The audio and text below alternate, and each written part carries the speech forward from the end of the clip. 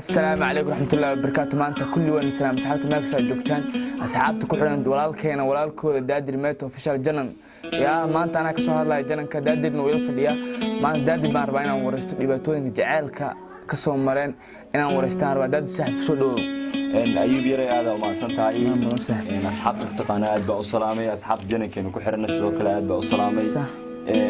waxa weydiisay su'aal aad iyo aad u adag horta niyo jaceelka dhibaatooyin badan ayuu leeyahay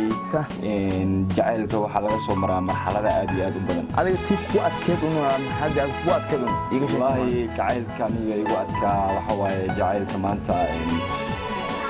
biri hore 2015kii ayay ahayd jaceelka iga kaxeeyey ma garanaysaa burco ka kaxeeyey ama gobolka togdheer iga kaxeeyey oo muqdisho igeeyey sax ayaa wallahi jaceyl igu la yaab badnaa waayo ma ahayn qofkaas fogaasho aad iyo aad aan uga fogaanaya darteed maaragtay uma intiin halkaas laakiin waxay ahayd fogaasho aan qalbigayga aan dejinayo oo adiga qalbigaaga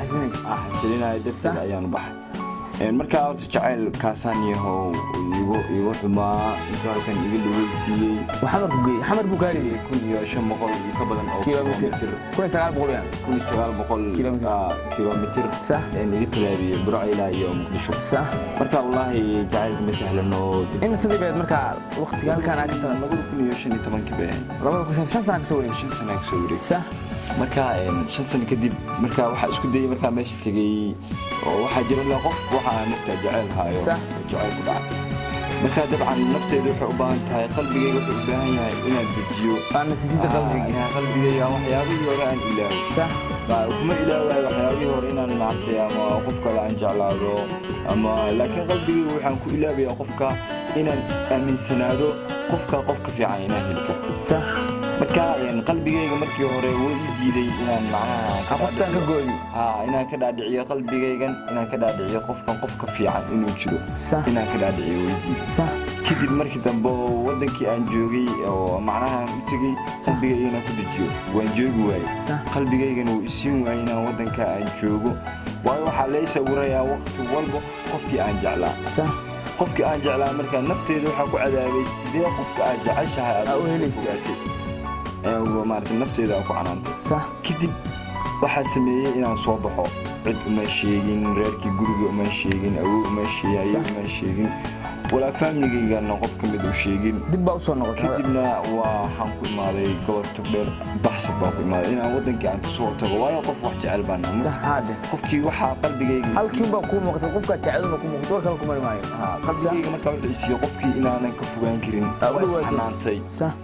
kadib markaa iscanaantay ayaan dhahay inuu qoftaas sida ugu soo fogaatay ma waalan tahay maskaxdaada sidee markaa kadib waan soo baxay gobolkan dib ugu soo laabtay waxaa isku dayay qofkii inaan xal aan sameyno aan dib isugu soo laabano kadib waxaa xaqiiqsaday intaan aniga aan maqnaa inay iyada ay samaysatay nolol cusub inay iyada abuuratay nolol cusub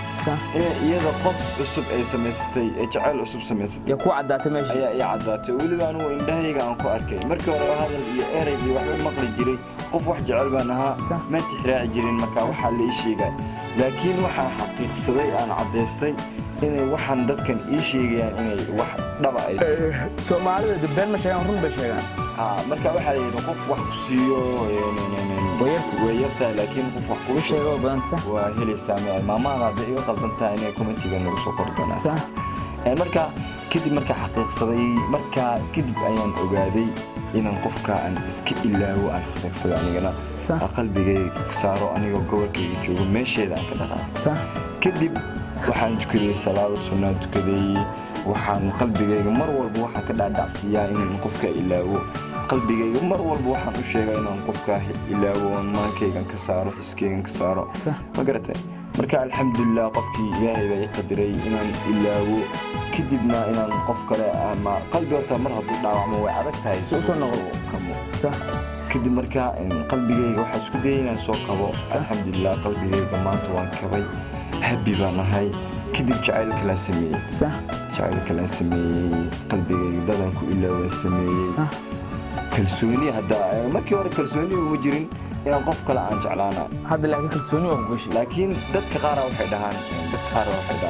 anaga lagama yaabo inaan qof jeclaado inaan qof macnaha mar hadaa qalbigay sidaa noqday wallaahi been ayuu sheegayaa qofka waayo adiga haddaadan maanta hadduu adigu qofku jeclaado beritooda adiga qofaad jeclaanaysa adigu marxalad been maaha waa adduunka dhexeeya waxyaabaha dunyada ka dhaca marka waxaa jirto inaan qalbigayga u sheego inaan qof kale jeclaanay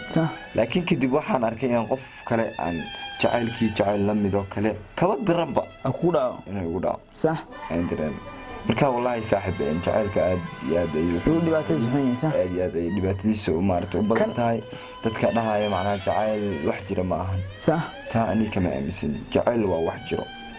jacayl waa wax jiro been maaha taa waxyaaba adduun weynaha meel laga yaqaano weyn